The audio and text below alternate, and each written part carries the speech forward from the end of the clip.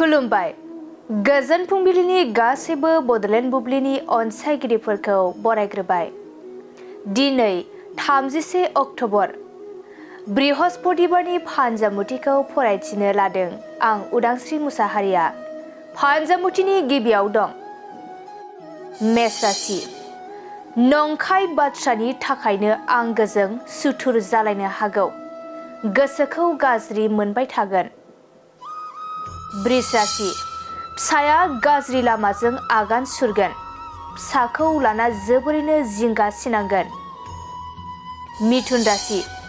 खैफोदनिफ्राय जिउ रैखा मोनगोन। गोदान मिजिं लाना आगान सुरगोन। कर्कट राशि। गिदिर हाबा मावनायाव गोहो बोलोनि गोनांथि जानो हागौ। खामानिफोरा जाफुंसारगोन। सिंह राशि। नखराव जेंना जेंसि सोमजिगोन। असान्थियैनो साना बारलांगोन। कन्या राशि। गिदिर बिबान मोननो हागौ। नोंथांनि मान सन्माना गोजौ फारसे दावगालांगोन। तुला राशि। गावनि गोरोन्थियावनो गिदिर खहा जानो हागौ। गोबां फस्थायनांगोन। वृश्चिक राशि। हरखाबै नखरनि सुबुंखौ लोगो मोनगोन। गोसोखौ गोजोननाय मोनगोन। धनु राशि। मोनखानाय खामानिखौ खोमाफिननो गोनां जागोन। गाज्रि सान जागोन। मकर राशि।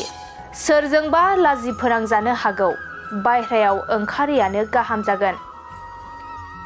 कुम्भ राशि। गोजान लामा हान्थिनायाव खैफोदजों मोगा मोगि जानो हागौ। सांग्रां जाना थानाया गाहाम जागोन। मीन राशि। नखरनि सुबुंफोरजों दावबायहैफानो खाबु मोनगोन। गोसोखौ गोजोननाय मोनगोन। दिनै सानसेनि राशि फरायथिनायाबो एसेनोसै। आसा खालामो नोंथांनि दिनैनि साना मोजाङै मोजां थांगोन। बेखौ बडलेण्ड बुब्लि नखरनिफ्राय मिजिंथिबाय। गोजोन्थों।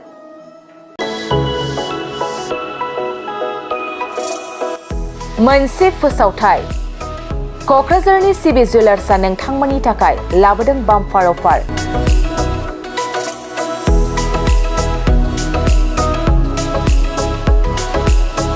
सना रुफा बायग्राफोरनि थाखाय धमाका अफार।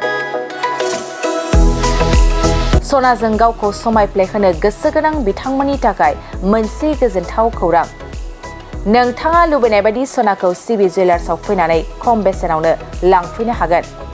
बे अफारखौ अक्ट'बर दाननि 31 अक्ट'सिम होनाय जादों। नोंथाङा बे सिबि जुवेलार्सआव गोबां रोखोमनि सना आरो डायमन्डफोर मोननो हागोन। जेरै diamond jewellery, Rajkot jewellery, Bombay कास्टिं जुवेलारि, कलकाता जुवेलारि, मेसिन मेड जुवेलारि आरो ट्रेडिशनेल जुवेलारि नोंथाङा बे सिबि जुवेलार्सआव मोननो हागोन। डायमन्ड जुवेलारिनि थाखाय 15% अफार होनाय जादों। लोगोसे सना बायग्राफोरनि थाखाय 1 ग्रामाव 500 रां खम बेसेनाव मोननो हागोन। लोगोसे गोजाम सनाखौ सोलायनायनि थाखायबो स्पेसियेल रेट बानायनाय जादों। नोंथांमोना क'क्राझार सिबि जुवेलार्सनिफ्राय आबुङै मिथिनोब्ला 9954273079 जानबुं नाम्बाराव कल खालामनो हागोन।